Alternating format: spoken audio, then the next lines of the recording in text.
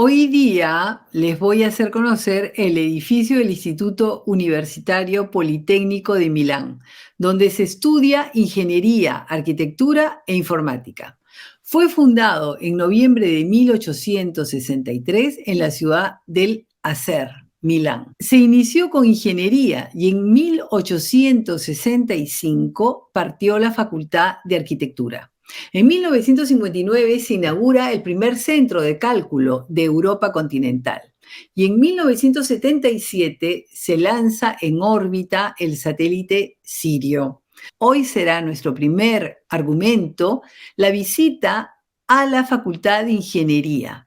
En la próxima edición podremos ver también y conocer la Facultad de Arquitectura.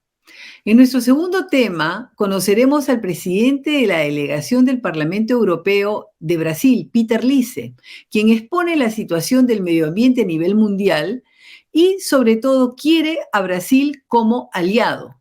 El tercer tema es la situación en El Salvador, controvertido tema, y escucharemos diferentes visiones.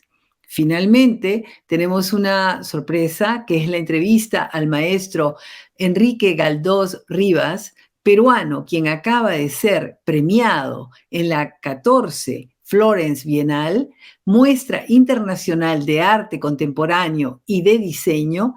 Con sus 90 años ha recibido el premio Lorenzo il Magnifico a la carrera por el presidente de la Bienal. Ha sido la oportunidad también para que sus obras hayan sido expuestas, así como se ha hecho conocer una retrospectiva de su admirado trabajo.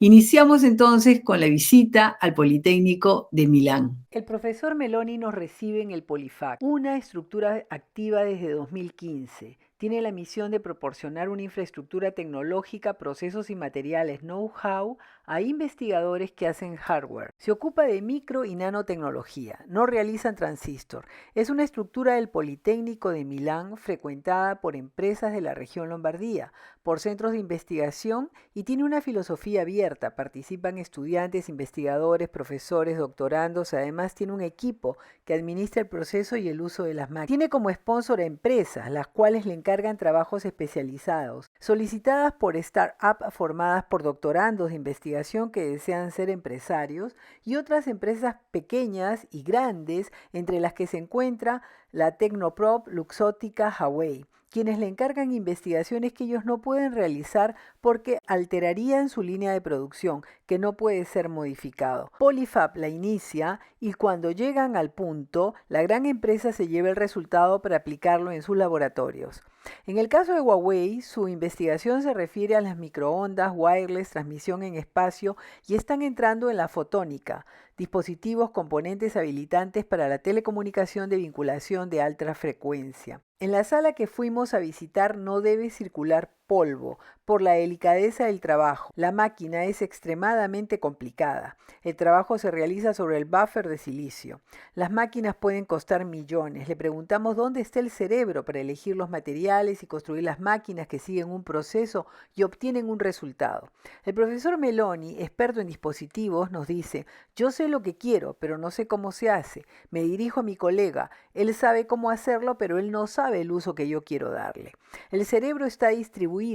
Es la vieja historia de la hormiga y el hormiguero. La hormiga tiene menos de 100.000 neuronas, no es capaz de construir un hormiguero.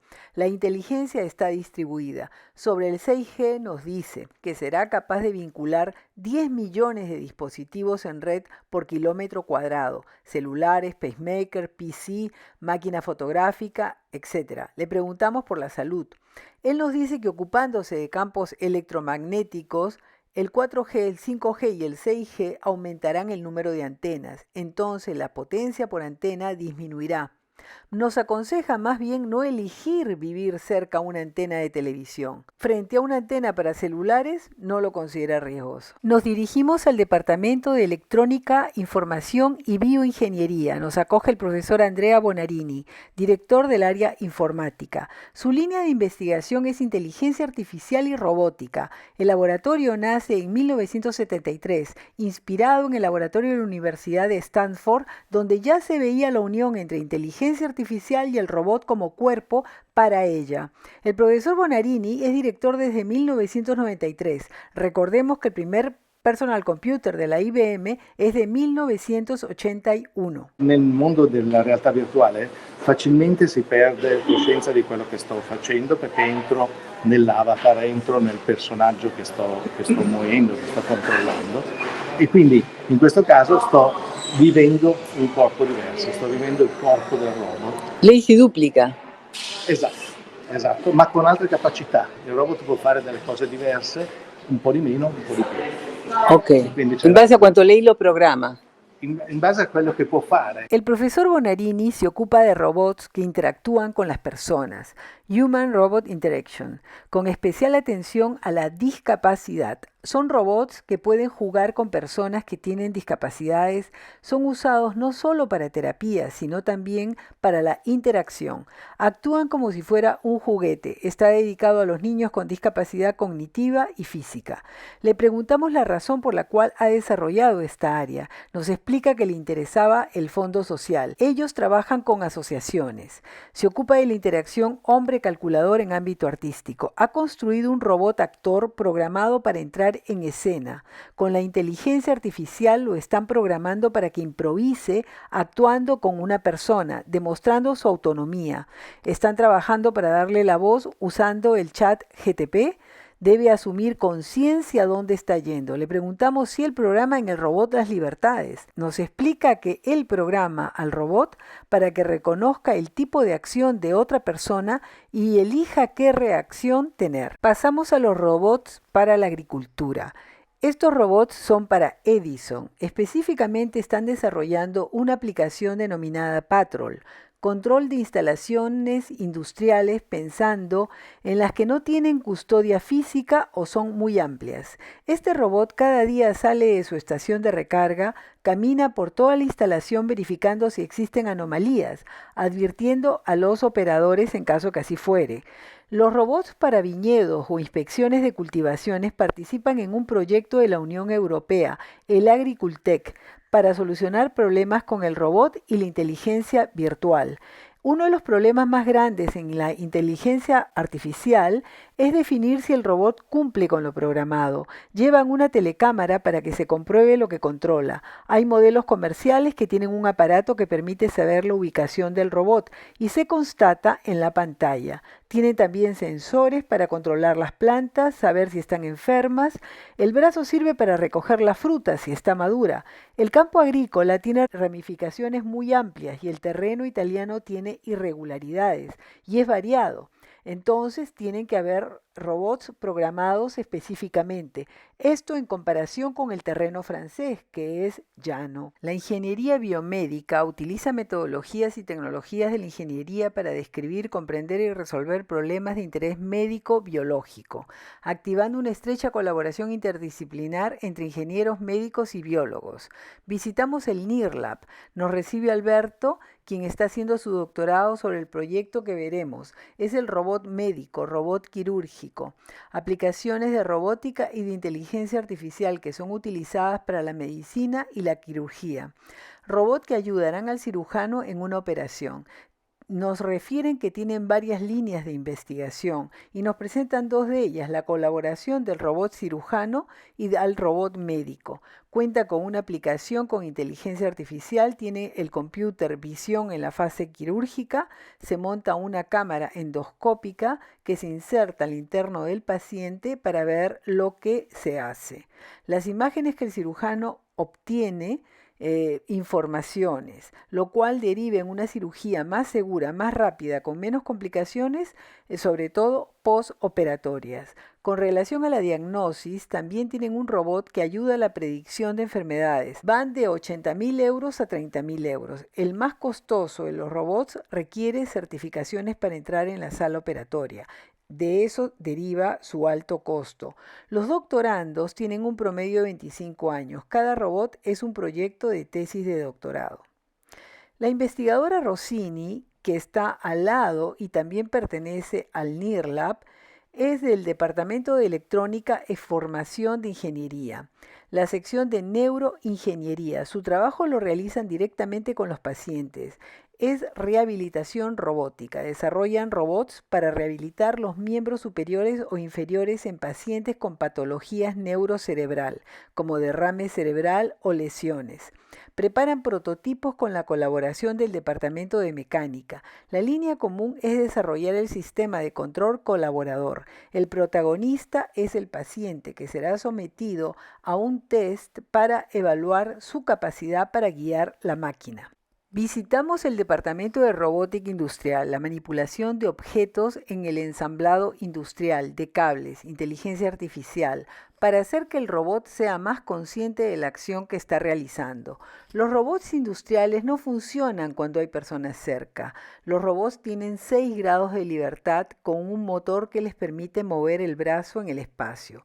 En el caso específico de esta investigación, este robot tiene 2 brazos, cada uno de ellos tiene 7 grados de libertad, es decir, 14 grados de libertad, que ayuda a controlar la forma del objeto. Son programados para estudiar el objeto y los obstáculos para llegar al mismo. Ellos, en este departamento, no construyen los robots. Lo que hacen es escribir algoritmos de control, de visión, de inteligencia artificial, para que el robot manipule de la mejor manera los objetos. Cada brazo tiene un costo de 25.000 a 50.000 euros. Los industriales son más sólidos, por lo tanto cuestan más. Colaboran con empresas externas para automatizar parte del proceso productivo de manera inteligente. La doctoranda Martina nos explica su investigación: automatizar una acción que en la actividad industrial e incluso espacial es realizada completamente manualmente. Por ejemplo, el sistema eléctrico. Con una pinza inteligente con sensores táctiles, le fue posible reconstruir la posición del cable y adaptar el movimiento del robot. Una vez que el punto ha sido bien fijado, prosigue, obteniéndose el resultado deseado. Es una necesidad industrial que aún no encuentra respuesta. Hasta el momento, los robots no logran manipular objetos flexibles. Es muy diferente mover un objeto rígido. Un gran número de empresas necesitan de esta solución. Siendo un centro de investigación científica, el resultado es preparar artículos sobre la investigación de base que posteriormente será desarrollada. Le auguramos a Martina que entre, luego que termine su doctorado, a trabajar a la NASA con su proyecto. El centro de investigación MOVE, Polymove, se ocupan de autos desde cada componente hasta el auto mismo. Los prueban. Estos componentes son probados para mejorar su eficiencia y seguridad. Se ocupan también de probar motores eléctricos, los frenos, las suspensiones. Están investigando la conducción autónoma del auto. Han participado en una competición italiana Mille Miglia, aportando interesantes innovaciones. Este auto en investigación es una Maserati a gasolina. Maserati es sponsor, quienes le han dado el auto para esta investigación. 3 de ellos están autorizados para probar la conducción autónoma. No deben intervenir solo en caso de necesidad, mientras el auto se conduce solo. Entre sus investigaciones tienen también motos, no para llevar personas, sino para entender sus posibilidades, ya que podrían servir para distribuir pedidos. En autopista, el auto ha llegado a tener en conducción autónoma hasta 120 km por hora. Próximamente se tendrá en Arabia la competición de Abu Dhabi Autonomous Racing League, donde participarán a mediados del 2024. Será un nuevo reto. Si es verdad que muchos están investigando la conducción autónoma, casi todas las investigaciones son derivadas de empresas privadas y las cuales patentan sus resultados. El centro MOVE tiene el objetivo de generar artículos científicos para toda la comunidad científica.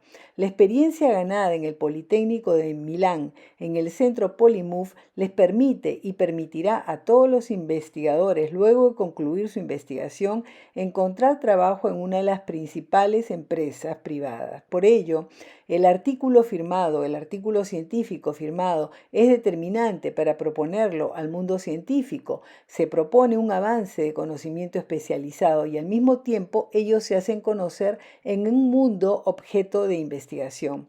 La Maserati, ya equipada con los videosensores que le permiten realizar la conducción autónoma, la estamos viendo. El avance de este tipo de conducción está avanzando rápidamente. Lo que es también un aporte importante es la estética de los dispositivos, que tienen que ir de acuerdo a la línea de la Maserati. Nos falta desarrollar la arquitectura, que la desarrollaremos próximamente. Dejando el Politécnico de Milán encontré a 3 jóvenes latinoamericanos, 2 argentinos y un joven ecuatoriano. Sin duda, una ilusión y una gran esperanza. Ahora seguiremos la exposición del presidente de la delegación Unión Europea Brasil, Peter Liese. Sorry, Mr. Liese, as head of the EP delegation, would like to take the floor. Obrigado, José Manuel. Thank you very much. It's a pleasure for me to speak here in this delegation. I always insisted that we in the European Parliament, we need to talk to our partners. And even there is mentioning in our legislation, not only in our resolution, that also Parliament has a responsibility to explain the climate policy with our third partners, because it's a global problem and we need global efforts. You know, we have suffered, all of us, all countries in the world, from drought, from flooding. The climate crisis is already ongoing, and if we don't act according to the Paris Agreement and reduce the emissions so that global temperature rise will be well below 2 degrees with a view to achieve 1.5 degrees, we risk to achieve tipping points, which means that some events happen. For example, in Greenland, the ice shield is melting, and then the climate change triggers itself. So, you know, when you have something white in summer, you don't sweat as much. When you have something brown or black, it's warmer. And when the surface is white with ice, there is a reflection and the heat is a bit under control. When this disappears due to climate change, that is another trigger. And we have many of these trigger points, and nobody really knows when they start, but the Paris Agreement is founded by science that it is around 2 degrees, and it's safe, quite safe when we are lower. So we need to do this, and for us in the European Parliament, it's a priority. For the European institutions as a whole, it is a priority to fight climate change. And there we count a lot on the partnership with Brazil. So many of us were in particular happy after the last election because we had a feeling that President Bolsonaro was not putting the right priority. There's a lot of hope in the new government, in the new situation, but there are also questions. So we are not 100% clear where Brazil really wants to go. And we want to be partner in ambition. So we want a coalition of the ambitious. And I think that would be my most important message here today. We need to overcome the old fights. You know, I started here in the European Parliament many years ago in the 90s, and there was, of course, a quite different situation in developing countries and industrialized countries. But I think we need to go a bit deeper in the specific situation of each country. And that's why I brought you some slides, which I would like to share with you. I think somebody can do it now. The first slide. Yeah, this is the per capita emissions of some particular parts of the world. And here you see the first big difference between the European Union, 27 member states, and the United States. So I admire what President Biden in the United States is doing, and he has not an easy life because he has not a necessary majority in the Congress. You all know that they are struggling. Still, he wants to reduce the emissions. But from 1990 until now, the United States have increased their emissions and the European Union already reduced. So for the moment, the United States have much more emissions when you count per capita than the European Union. And the third column is also, I think, very important, China.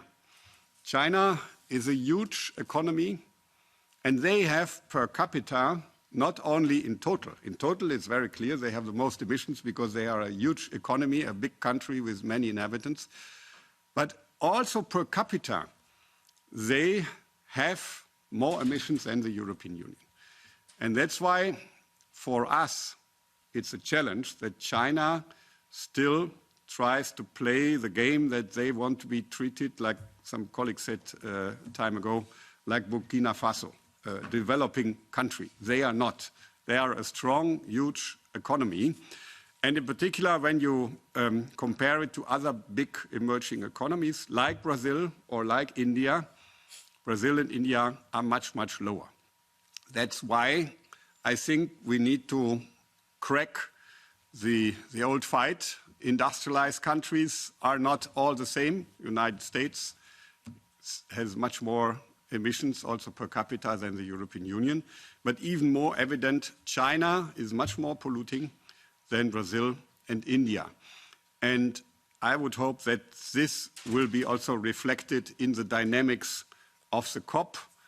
Sometimes we still have this old game, Annex 1 countries, old industrialized countries, and non-Annex 1 countries where, unfortunately, China is treated like Burkina Faso.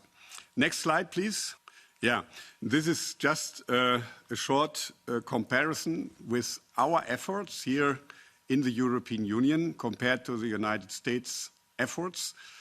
As I said, I admire what President Biden is trying to do, but even if he succeeds, which is not very likely, because he has not, the full backing of Congress, the per capita emissions of the United States will be 2.5 times higher in 2030 than the per capita emissions of the European Union. If we achieve what we have committed to, we will be at 4 tons per capita in 2030.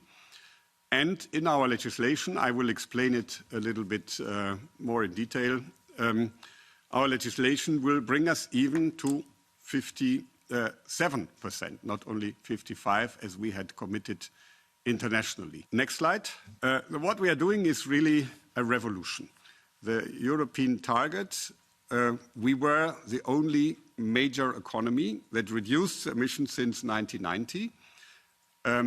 But what we see here, it was 25% in 30 years, so less than 1% a year. Now, what we have committed and where we have legislation, we are at 3.75% per year. So 4 times more per year than we did in the last year. So this is a huge task, and it will need a lot of efforts that we have to do in the European Union, but we are ready to do it. Industry is ready to do it. Member states are ready to do it. But of course, we need some conditions to be met. And, we have agreed on a package of legislation, the Fit for 55, that is the core of the Green Deal. And here, the most important element of Fit for 55 is emission trading, a cap and trade system. And the good thing with cap and trade is we will create the reductions where they are most cost efficient. And we will definitely reduce the emissions. All other measures are depending on the circumstances. So when you have a ban of certain technologies, you don't know how exactly this will contribute to the emission reduction, because you don't know how many people will buy alternative products, or if they use their old cars when the combustion engine is spent. When you have a tax, it may be too high, it may be too low to achieve the target.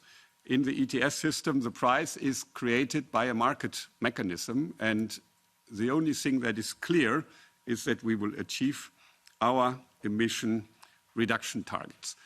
Of course, this is a huge challenge. European industry is on its way.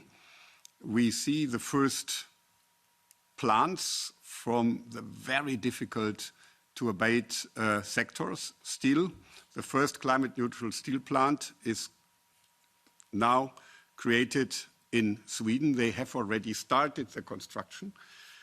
Even more difficult is lime and cement, but we have plans that the first climate-neutral cement plant will be created in 2029 in Europe.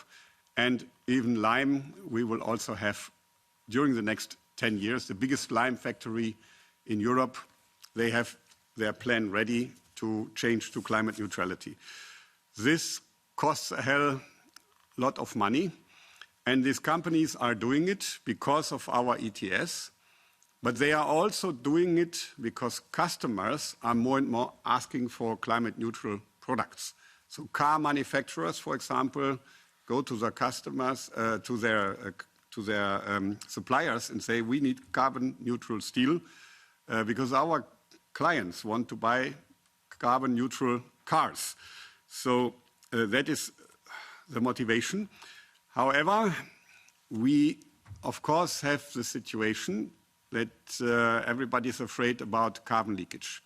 When we will have this ambition in Europe, a very high carbon price in the European Union, it may end up in a situation where the investment is done outside Europe.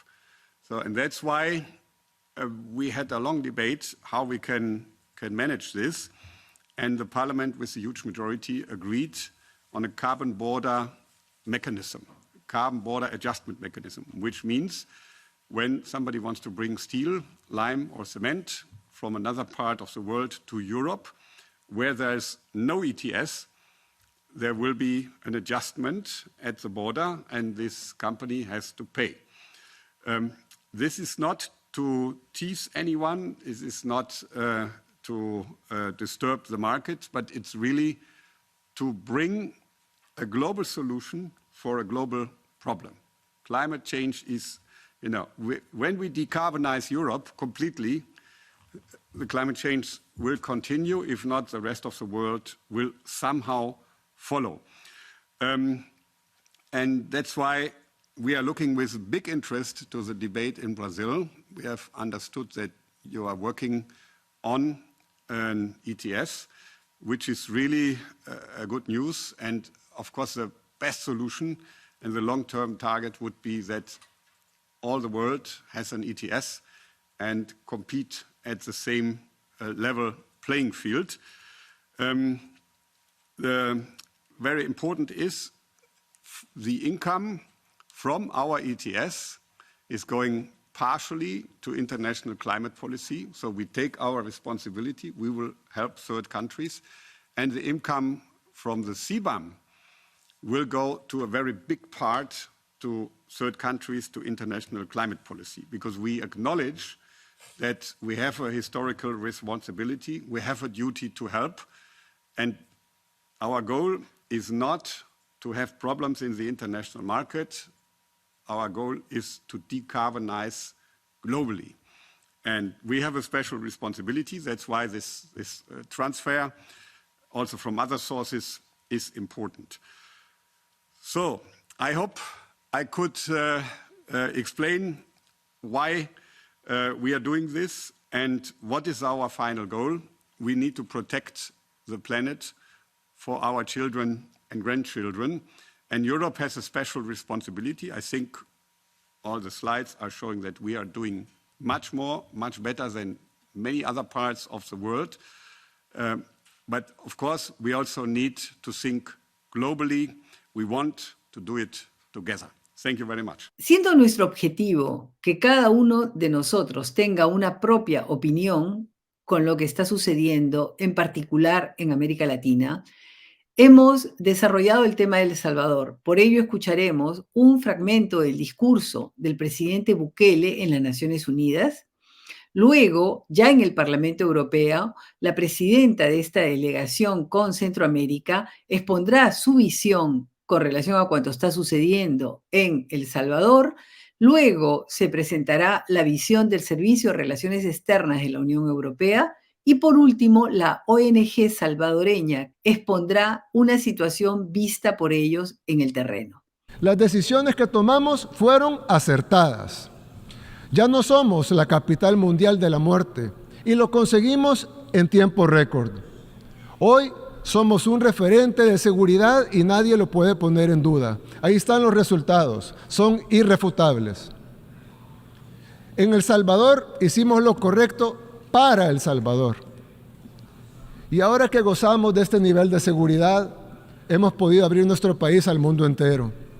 Solo este año recibimos miles de atletas en los Juegos Centroamericanos y del Caribe. Somos el epicentro mundial del surf. Acabamos de firmar un acuerdo con Google para digitalizar el Estado y servicios como la educación y la salud. Cada vez tenemos más turismo, interno y externo. Cada vez más gente quiere venir a conocernos y a invertir en El Salvador. Muchos salvadoreños en el exterior que pasaron años sin poder volver a su tierra, ahora están viniendo e invirtiendo en el país y tienen planes para regresar. De acuerdo a un estudio hecho el año pasado, en el 2022, por la Organización Internacional de las Migraciones de estas mismas Naciones Unidas, más del 60% de los salvadoreños que residen en Estados Unidos, que son muchos, tienen la intención de regresar a El Salvador. Sabemos que falta mucho para lograrlo, pero estamos en camino a conseguir nuestra meta de revertir el éxodo masivo de salvadoreños producto de todas las políticas equivocadas del pasado y de la guerra civil, y llegar a nuestros sueños de tener migración inversa, que más salvadoreños regresen de los que salgan. Y los mismos estudios de aquí de las Naciones Unidas ya lo vaticinan. Dentro de unos meses también seremos sede del certamen de Miss Universo. Un certamen que nos pondrá nuevamente en los ojos del mundo y atraerá todavía más turismo y más inversión. Además de todo eso, estamos construyendo más y mejores relaciones con países aliados que quieren ayudarnos a construir nuestro país, a construir nuestro sueño. Y no estoy diciendo todo esto para alardear, aunque sí me siento orgulloso de todo lo que hemos logrado. Lo estoy diciendo porque este es un ejemplo de lo que todos los países pueden lograr cuando comienzan a hacer valer su soberanía. Hace ya casi 18 meses, el 27 de marzo de 2022, El Salvador empezó el estado de emergencia a nivel nacional, estado de excepción,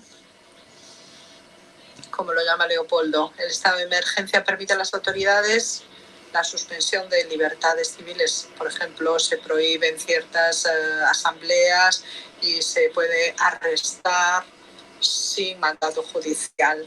Se impuso por un mes, pero se fue renovando cada mes, y desde el comienzo del estado de emergencia las autoridades han realizado 72.000 arrestos, detenciones de miembros de bandas.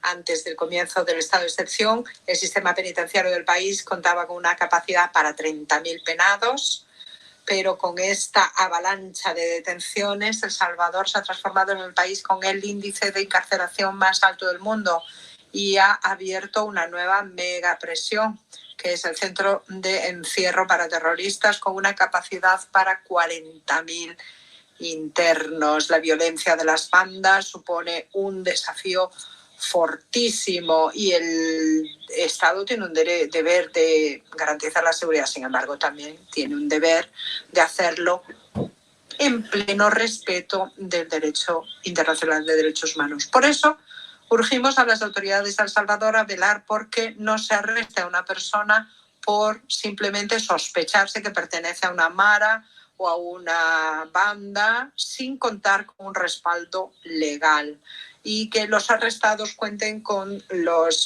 salvaguardias fundamentales, el respeto de la derecho de la legislación internacional de derechos humanos y las garantías procesales necesarias. Le damos la palabra a Ducho Bandini, a Ruth López, que es la jefa de anticorrupción de la ONG Cristosal, Juan Papier. Adelante, Ducho, sobre la situación en El Salvador. Sí, por nuestra parte, en el contexto del estado de emergencia o estado de excepción, la UE reconoce el gravísimo problema de la violencia de las bandas y el impacto que esta violencia tiene en el país, con una inseguridad ciudadana generalizada. Por esta razón hemos apoyado la lucha contra esta inseguridad ciudadana del gobierno a través de las medidas de prevención de las bandas y de la violencia, especialmente la violencia contra las mujeres, y trabajando también en centros comunitarios dedicados a la juventud, es decir, medidas complementarias a lo que son las propias de un estado de excepción. Y reconocemos además que los niveles de violencia pues se han disminuido enormemente. El impacto de estas políticas, desde luego, es evidente, y se ha reabierto espacios cívicos para la ciudadanía. Esto lo hemos visto en nuestra interacción con la población local. Sin embargo, siempre hemos destacado que las medidas introducidas no deben hacerse en detrimento de los derechos humanos fundamentales, y esto sigue siendo nuestra posición central. Al mismo tiempo, hay otros temas estructurales centrales que también tienen que analizarse a través y corregirse mediante otras medidas. Por ejemplo, el apoyo del desarrollo socioeconómico global. Esto es lo que estamos haciendo en este país. Nuestra posición es que con el apoyo popular abrumador con la que cuentan el presidente y las autoridades, pues tenemos una oportunidad histórica para avanzar en esa dirección de insistir en un proceso de transición que podamos apoyar. Sería un momento adecuado entonces para cerrar entonces las medidas excepcionales, volver a la normalidad y volver a políticas más de largo plazo que promueven la inclusión y las oportunidades económicas de la población salvadoreña. El anuncio por parte del presidente forma parte de la nueva etapa del control del territorio y pone el acento en los programas sociales y la integración como medidas complementarias a las medidas de seguridad, sobre todo seguridad del ser humano, educación, espíritu empresarial, transición digital, de manera que estas iniciativas las apoyamos y esperamos que en esta nueva fase suponga una apertura en este sentido. El Estado de Derecho y la gobernanza democrática siguen siendo pilares fundamentales para la credibilidad del gobierno y del país, y la sociedad civil es una pieza fundamental de este rompecabezas. Quedamos con muchas ganas de seguir trabajando en este sentido y en esta perspectiva estamos dispuestos a considerar otros medios para poder acompañar el proceso electoral de 2024, apoyándonos en el valor añadido que ha podido mostrar las misiones de observación de la UE. Es de manera que tenemos una misión abierta, ofrecida para apoyar el proceso electoral en El Salvador. Gracias, Ducho. Le damos la palabra a Ruth López, que es la responsable de asuntos jurídicos de la ONG Cristosal. Gracias. Buenos días. Muchísimas gracias, señoras y señores parlamentarios. Agradezco profundamente la invitación a nombre de Cristosal y de sus trabajadores. Cristosal es una fundación defensora de derechos humanos con 23 años de existencia y presencia regional. Sobre el impacto del régimen de excepción en los derechos humanos en El Salvador, es necesario establecer que en el país, ante los altos índices de criminalidad producidos por las pandillas, históricamente se han ejecutado medidas de seguridad represivas en desmedro de políticas integrales, lo que se ha exacerbado durante el presente presente gobierno, en el que ha habido un uso reiterado de poderes de emergencia y donde las fases del supuesto plan de seguridad no han sido más que eslogan mediáticos. De 51 meses de ejercicio de gobierno, durante 23 meses los salvadoreños hemos tenido suspensión de derechos y garantías, primero por la pandemia y luego por la seguridad. Pareciera que el gobierno no es capaz de hacerlo de otra manera. Asimismo, ha existido una instrumentalización de la justicia con motivaciones políticas, retrocesos democráticos y cooptación total del sistema de rendición de cuentas, según ha reconocido el propio presidente en su intervención reciente en la Asamblea General de Naciones Unidas. Siguiente, por favor. A este día se han aprobado 18 prórrogas del régimen de excepción, es decir, 18 meses con derechos y garantías suspendidas para todos los salvadoreños y salvadoreñas. Actualmente hay aproximadamente 105.000 personas detenidas, de estas más de 72.600 durante el régimen de excepción. Y no todos son pandilleros, y lo digo con mucha claridad. Lo que ha llevado a que el país tenga la tasa más alta de personas privadas de libertad por cada 100.000 habitantes, 1.665. Solo Cristosal ha recibido más de 3.461 denuncias hasta el 11 de septiembre del presente año por detenciones arbitrarias. Y si se cuentan el resto de organizaciones de derechos humanos, superan a 6.400. Siguiente, por favor.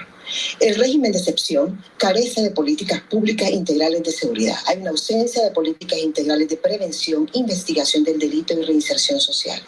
Existe además una alteración de estadísticas y ocultamiento de cifras de homicidios y desaparecidos, mientras la ciudadanía se enfrenta a graves restricciones de acceso a la información e inexistencia de rendición de cuentas. Ha habido también negociaciones ilícitas entre el gobierno y las pandillas reveladas por investigaciones periodísticas, así como por el gobierno de los Estados Unidos, que ha incluido en su listado de actores corruptos, antidemocráticos y violadores de derechos humanos a 5 magistrados de la Sala de lo Constitucional actual, 3 secretarios de la Presidencia de la República, un ministro y el viceministro de Seguridad, entre otros funcionarios. Asimismo, el régimen de excepción se enmarca en una estrategia de populismo punitivo y propaganda gubernamental en la que se gastan millones de dólares. Siguiente, por favor. A partir de una rigurosa investigación realizada por la organización Cristosal, que tuvo, entre otras fuentes, testimonios de familiares de personas muertas bajo custodia del Estado, de personas que estuvieron detenidas en diferentes cárceles, de esquelas del Instituto de Medicina Legal y documentación audiovisual, se pudieron identificar patrones de vulneraciones, entre los que se encuentran. Siguiente, por favor. Violaciones al derecho a la libertad. Hay miles de detenciones arbitrarias sin órdenes de capturas ni investigaciones previas, lo que vulnera claramente la presunción de inocencia. Cabe señalar que, según refirió el mismo ministro de Seguridad en las pasadas semanas, hay más de 100.000 personas que han sido liberadas y que no han culminado sus procesos. Se producen allanamientos ilegales en domicilios, detenciones por denuncias anónimas o por antecedentes penales, lo que puede llevar a un doble juzgamiento. Y hay una evidente estigmatización por tatuajes y condiciones de pobreza. Se advierten además tratos crueles, inhumanos y degradantes en cárceles, bajo hacinamiento y encierro total, falta de alimentación y agua para consumo, aseo personal y limpieza, castigos físicos y palizas generalizadas, choques eléctricos, uso de gas pimienta y otras formas de tortura al mejor estilo de la década de los 80 en El Salvador. Siguiente, por favor. Asimismo, se documentaron violaciones al derecho a la vida. Cristosal registra 185 personas muertas bajo custodia estatal entre el 27 de marzo del 2022 a la fecha. Todas fueron detenidas sin investigación ni órdenes de captura. Ninguna de ellas había sido declarada culpable del delito atribuido. Habían varias víctimas que habían sido víctimas de pandillas y que terminaron siendo víctimas también del Estado. Otras habían enfrentado acoso y conflictos con policías. También se registraron muertes por falta de medicamentos, asistencia médica o durante el traslado a un centro de salud. Se documentó además que en la mayoría de los casos son las funerarias las que informan sobre la muerte de las personas privadas de libertad y no en pocas ocasiones son inhumados en fosas comunes sin que se sepan por sus familiares, que siguen llevando dinero y comida a los centros penales. Siguiente, por favor. Por otro lado, también se registraron patrones de muertes por tortura, tratos crueles, inhumanos y degradantes. Hay cadáveres con laceraciones, hematomas que evidencian golpes, heridas con objetos cortopunzantes o contundentes, estrangulación, ahorcamiento y otros signos de tortura. Algunos reportes del Instituto de Medicina Legal consignan como causa de muerte la asfixia mecánica o por inmersión de los detenidos. En algunos casos, la correlación de la causa de la muerte consignada y la condición que presenta el cadáver no son congruentes. Para mayor información puede verificarse el informe que se le ha trasladado y del cual no se presentan imágenes por su sensibilidad. Siguiente, por favor. Asimismo, hay un gran impacto en las mujeres, niñas, niños, adolescentes y población LGTBIQ+. Se han producido detenciones de embarazadas que han dado a luz sin que sus familiares tengan información del estado de salud de ambos. Lactantes detenidos con sus madres en condiciones inhumanas, bañados incluso con lejía por graves enfermedades de la piel. 2 fueron reportados fallecidos por medios de comunicación. Niñas, adolescentes y mujeres han sido víctimas de acoso y abusos sexuales por parte de policías y soldados, entre otras afectaciones. En cuanto a la población LGTBIQ+, tanto policías como miembros de la Fuerza Armada han tenido en el régimen de excepción un marco de impunidad para actuar mediante abusos extremos en contra de esta población. Siguiente, por favor. Por otro lado, también hay violaciones a las garantías judiciales basadas no solo en la suspensión de los derechos, sino en las reformas del sistema penal, tanto con el aumento de penas como sobre los procedimientos, y en prácticas inconstitucionales de instituciones públicas de control. Siguiente, por favor.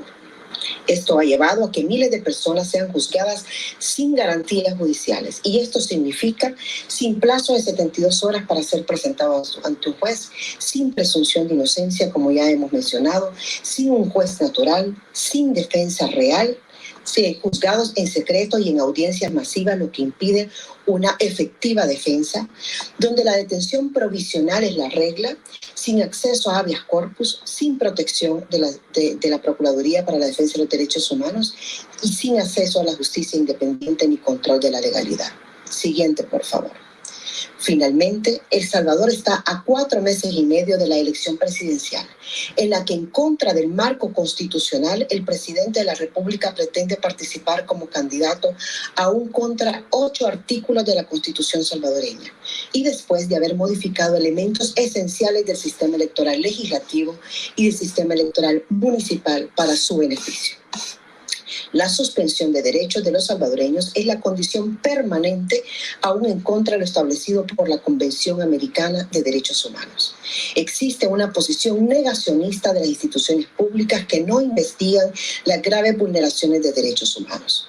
Sirva saber que de 5.198 habeas corpus presentados entre marzo de 2022 y junio de 2023 ante la Sala de lo Constitucional, cifras sin precedentes en El Salvador, únicamente hubo 5 casos admitidos y ninguno ha tenido sentencia favorable, lo que evidencia la desprotección de la ciudadanía frente a los abusos del gobierno. En un contexto de acoso, polarización, criminalización y discurso de odio contra las organizaciones de la sociedad civil, los medios de comunicación independientes y los defensores de derechos humanos seguiremos firmes denunciando. Tener seguridad sin injusticias es posible. Muchas gracias. Es un inmenso gusto el día de hoy poder estar y el maestro Enrique Galdós Rivas, quien ha sido reconocido ayer en Florencia, en la Bienal que se realiza con tanto éxito, que reúne tantos pintores, y como el maestro dice, es importante que se reúnan porque así se intercambian ideas, se intercambian las personas y se crece también, presumo, espiritualmente. ¿Cómo está, maestro? Felicitaciones. Gracias. Como tú dices, pues también tengo esa idea de que estos eventos sirven para conocer nuevos pintores, nuevos amigos, intercambiar ideas y muchas cosas más. E inclusive acá en esta Bienal me he encontrado con amigos mexicanos, argentinos, chilenos. Entonces eso sirve porque es un centro de operaciones artísticas. Así que estoy, como tú dices, bastante contento. Yo he visto algunas de sus pinturas y usted prácticamente, aparte de ser un representante peruano, usted decidió crear o seguir su propio arte. Se ha formado en el Perú, se ha inspirado en el Perú, no ha querido copiar el Perú, prácticamente ha creado su su abstractismo y luego ha continuado por Brasil, por Argentina, por New York. ¿Qué lo inspira a todos esos colores maravillosos? Bueno, quizás sea el conjunto de cualidades que tengo para la vida, pues me gusta la música, el canto, bueno, los colores, la risa, hasta un poquito también de alcohol para que desinfecte el cerebro. Y bueno, todas estas cosas, el baile, soy cuentista, creador de chistes. Entonces todas esas cosas se concentran en un punto que le puedo llamar el color alto. Entonces gozo cuando veo una flor, cuando veo un carnaval, porque es colorido, ¿no? Y también, por supuesto, cuando veo una dama. ¡Ay, qué lindo! ¡Qué lindo! Pero Entonces, usted no es bohemio, por lo que tengo entendido. No es bohemio. bueno, bohemio, pero por la parte B, porque nunca llego al extremo, pero sí me gusta estar en tertulias, amigos, amigas, Qué bailes. bien. Ya tengo unos años, pero todavía me invitan a estas cosas donde uno se excede muchas veces haciendo bailes y cantos y todas esas cosas. Me encanta. Y también viaje, por supuesto. Claro, claro. Su color rojo es un color rojo que nosotros en nuestra cultura no lo hemos llegado a tener. Es un color rojo tan vivo y un color azul magnífico. ¿Qué nos dice estos dos colores? Bueno, quizás yo estuve, ¿cómo se llama? Cuando era muchacho o recién comenzaba mis estudios, veía mucho en las iglesias, por ejemplo, los famosos vitrales Ya. de las iglesias, que con el sol dan un color bien fuerte y bien agradable a la vez, ¿no? Ujú. Entonces, quizás yo decía, así quisiera pintar.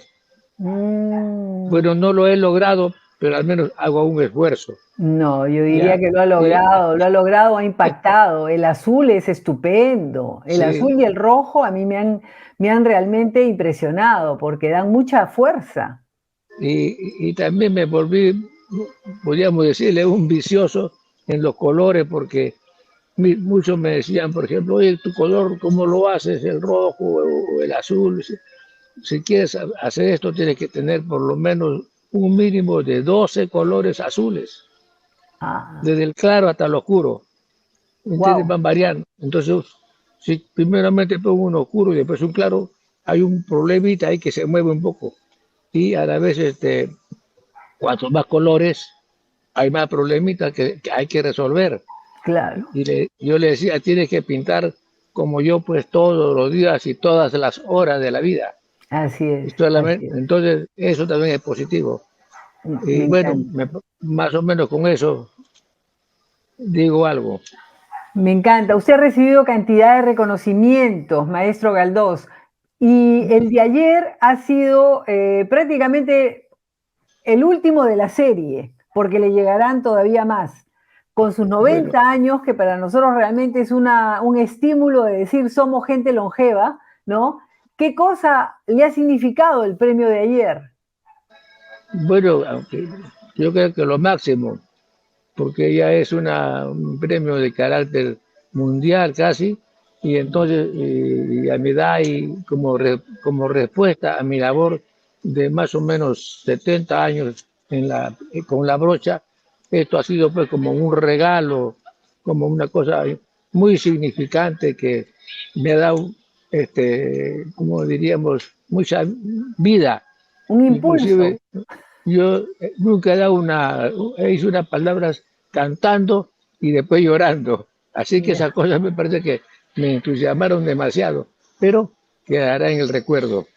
Y fue muy lindo que sus hijas también cantaran en ese espectáculo, en ese reconocimiento, en esa premiación. Ah, sí, bueno, somos una familia que nacimos para el arte. Hasta Qué bien. tengo dos nietos que cantan muy bien. Uno está en Brasil, el otro quiere viajar a Argentina, dice, pero también tienen esa gracia de cantar y estar siempre con el arte, pues. Así que bueno, la mamá también, o sea, la abuelita también cantaba y así, todos mis hijos les gusta el canto. Todos Y ya, artistas. así es. Qué bien, maestro. ¿Hasta cuándo se queda en Italia y cuáles son sus futuros programas?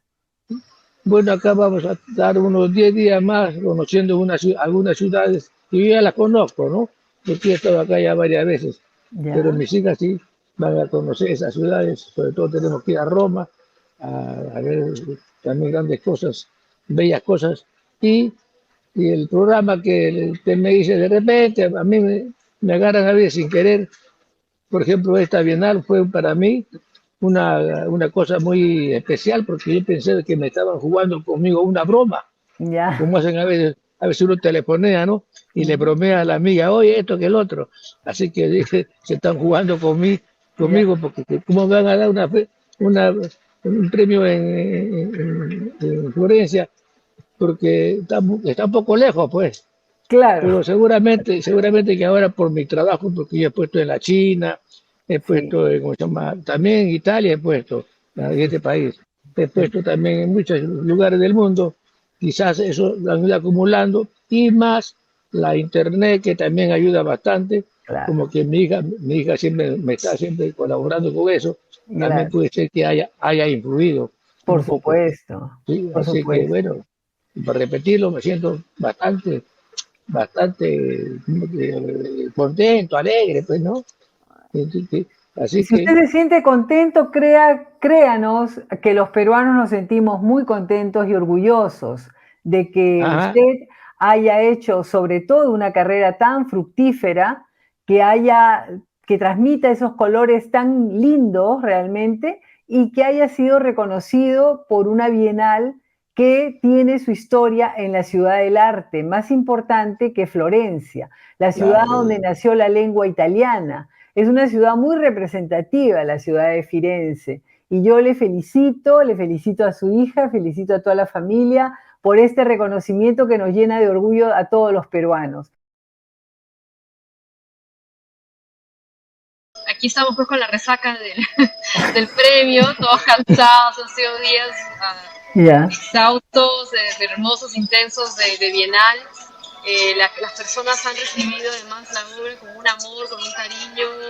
Hay gente que incluso lo compara mucho, mi papá, con la escuela de los modernistas europeos clásicos que son anteriores a él. Hay ciertas coincidencias, que son coincidencias, como mi papá siempre dice, pero la investigación que él hace, que él realiza, pues, de la cultura prehispánica en un abstraccionismo que él llama de no figurativo, y los colores que han comentado, ha sido un gran impacto para esta Bienal. Y el señor Ángel Ricardo Juárez, él es uno de los curadores de la selección de artistas internacionales de Latinoamérica. Entonces, él en realidad encontró la información de mi papá, creo que a través de internet o algún otro fuente que llegó hacia él, y él automáticamente quiso que él realmente fuera considerado por la Bienal. Solo que este proceso pasa por un comité, ¿no? Que son una serie de personas que son las que deciden que finalmente este artista no va a venir como un artista más, sino ni va a concursar algo así, sino que por el contrario va a recibir un premio como el de este, ¿no? Que es un premio a la carrera de el Magnífico. Y además también lo han recibido no solo como el premio, sino como invitado de honor, ¿no? En esos dos títulos que él recibió. Entonces, también hemos tenido pues esta receptividad maravillosa. La gente ayer se ha emocionado muchísimo, el anfiteatro de la Fortezza d'Avasso estaba repleto. Las personas además se conectaron mucho también con este momento musical que mi hermana y yo realizamos, que era un sí, momento justamente a través de nuestra música, bueno, en mi caso como cantante y autora también de músicas. Mi hermana hizo un homenaje a José María Arguedas y a Luisa Maguiña, yo hice un homenaje al río Amazonas. Mi papá investiga lo que hemos cantado también, o sea, en su pintura, ¿no? Y finalmente cerramos con la canción Balicha, que creo que ni más decir, ¿no? Una sí, canción bien emblemática cusqueña. así es. Entonces, esto fue como un momento para América Latina, yo diría, ¿no? Sí, Como que sí, sí. todas las personas que estaban, independientemente de lengua, de nacionalidad, se emocionaron profundamente hasta las lágrimas, pero los que hablábamos español y los que somos latinoamericanos, pues nada, estábamos así con la piel de gallina, ¿no? Entonces, nada, es realmente un título muy, muy especial que lo llevamos en... Mi papá dijo, lo llevo en el corazón, y rompió en lágrimas también. Sí, Así que Pude ver el video, muy emocionante. Pude ver el video, muy emocionante. qué bueno Sí, saber que sí. lo viste, sí. Entonces, Sí, sí. eso. Sí, papá. No solo que lloré, también canté Sí, por favor. un pedacito. Así es, así es. Bueno, para que no crea que es mentira que cantaba, canté un pedacito ahí.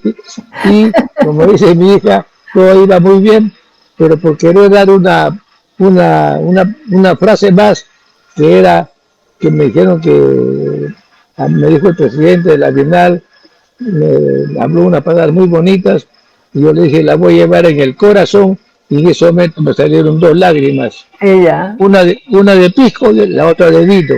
¡Ah! Muy bien, muy bien. Pero creo que esta noche de los festejos se recuperó, ¿no? Claro, con un buen par de copas de vino ya me recuperé. Perfecto. Bueno, Yo le deseo una magnífica estadía por Milán, espero que también pueda venir, porque sería muy lindo que también se conocieran por acá sus obras, y tenemos también un museo muy lindo de la municipalidad que pienso que acogerá de muy buen grado sus obras, que son realmente de un color estupendo. Me ha encantado sus colores, maestro, de verdad que sí. Muchas gracias. Isabel, más bien, ya que esto nos permites este momento tan agradable contigo y con tu público, mi hermana y yo estaremos aquí pues unos días más con nuestro papá. Ya tenemos un programa, pero musical en nuestro caso, ¿no? Mi hermana, yo voy a cantar el día 27 aquí en Ostello Nuovo, en Firenze, y luego el 29 en Seoul, Pisa. Y el día 4, probablemente en Siena, me parece, vamos a dar una charla, una clase de canto con personas locales. Así que, bueno, estamos extendiendo la gira del papá con más actividades. Perfecto, les esperamos por Milán. ¿Qué te puedo decir? Una familia de artistas solamente puede ser muy bien recibida. Ya, muchísimas gracias, Isabel. Para terminar, ya que has hablado de Milán, hace como 2 años también me llegó una noticia muy agradable para un pintor. Ahí se ha editado una especie de enciclopedia, es una enciclopedia muy amplia, y ahí está un cuadro mío en colores, como que me recordaba por Sudamérica, y entonces eso también va a mi caja de sorpresas. Claro que y, sí. Como tú dices, y todos los... Que ha sido editado en Milán, es la enciclopedia Treccani, Isabel. Treccani, exactamente. Sí, lo he leído. Entonces, bueno, todas esas cosas me van a poner un poquito más, ya va a parecer italiano, ¿ya? Bueno, pues muchas gracias por tu entrevista. Por favor, gracias a ustedes por haber dedicado un poquito de tiempo a nuestro semanal, y les mandamos muchísimas buenas vibras y que todo salga bien, y les esperamos por Milán. Muchas gracias. Gracias nuevamente. Gracias. Chao. Arrivederci.